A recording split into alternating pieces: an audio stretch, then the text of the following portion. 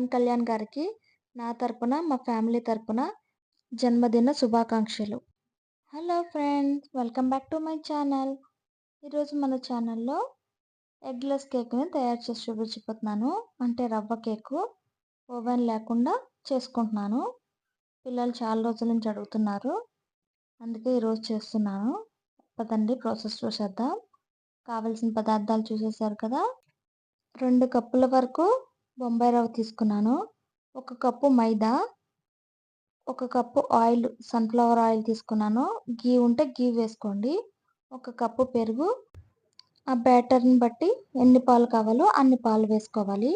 ఇంకా baking soda, baking powder, vanilla essence, sugar powder చేసి పెట్టుకున్నాను.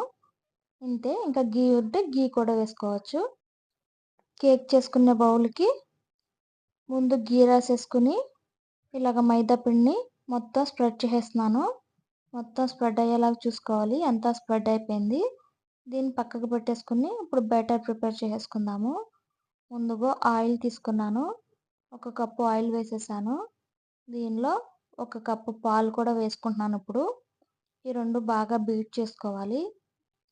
కేక్లో ఎక్కువగా బీట్ చేయడమే ఎక్కువగా ఉంటుంది. చూస్తున్నారు కదా, నీట్గా కలిసిపోవాలి. ఆ 2 అంతా కలిసిపోయింది. ఇప్పుడు పెరుగు వేసేసుకుంటున్నాను. చిక్కటి కమ్మటి పెరుగు తీసుకోండి. నాకు కమ్మటి పెరుగు అవైలబుల్గా ఉండదు. నేను ప్యాకెట్ పెరుగే తీసుకున్నాను.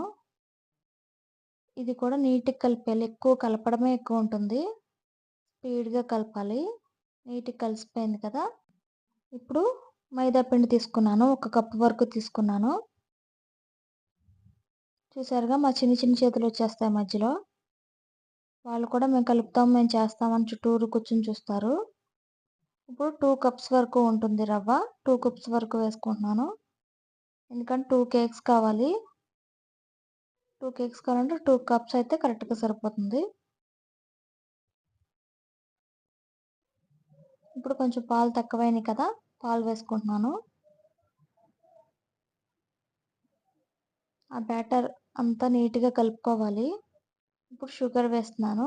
షుగర్ వాడు వేస్తున్నాడు, వాడికి రావట్లేదు. షుగర్ మీ టేస్ట్కి తగ్గట్టు వేసేసుకోండి.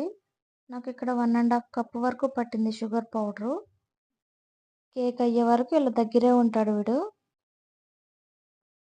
ఇప్పుడు బేకింగ్ సోడా వేసుకుంటున్నాను. 1 స్పూన్ వరకు. బేకింగ్ పౌడర్ కూడా 1 స్పూన్ వేస్తున్నాను. వెనిలా ఎసెన్స్ కొంచెం వేసుకుంటున్నాను. ఇప్పుడు వీటిని కూడా ఎక్కువగా కలుపుకూడదు. కట్ అండ్ ఫోల్డ్ మెథడ్ ఉంటుంది కదా, ఆ మెథడ్లో స్లోగా కలుపుకోవాలి. ఇలా ఉంటే సరిపోతుంది. నాకు ఎగ్ కేక్ కంటే కూడా ఈ కేక్ అంటేనే ఇష్టం.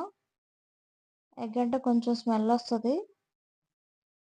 ఇలాగా ఇడ్లీ పాత్ర తీసుకుని సాల్ట్ వేసుకున్నాను. ఆల్రెడీ చేసిన సాల్ట్ ఉంటుంది కదా, అది సాల్ట్ వేసేసుకున్నాను. కింద ఒక ప్లేట్ పెట్టుకున్నాను. ఎందుకంటే బాగా మాడిపోతుంది ఆ ప్లేట్ పెట్టకపోతే, కేక్ మాడిపోతుందని. ముందుగా రెడీ చేసుకున్న కేక్ బౌల్లోకి ఈ బ్యాటర్ని వేసేసుకుందాము.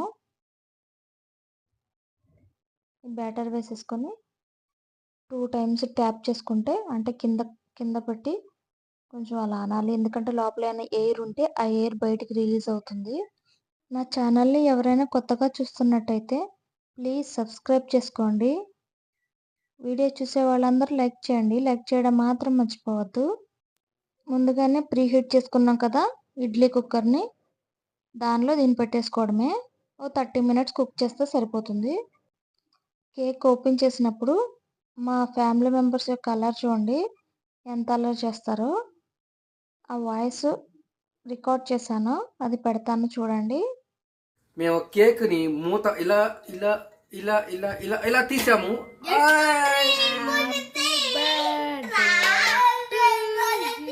ఈరోజు మా ఇంట్లో రవ్వ కేక్ రెడీ. వీడియో రికార్డ్ అవుతుంది అనుకున్నారు, వాయిస్ కూడా నేను పెడతానని అనుకోలేదు. ఎందుకంటే వాయిస్ కట్ చేసేస్తాను కదా. సరే, బాగుంది కదా, మీరు ఎంజాయ్ చేస్తారని పెట్టాను. Thank you for watching. Thank you so much. Without oven రవ్వ కేక్ రెడీ. Bye friends.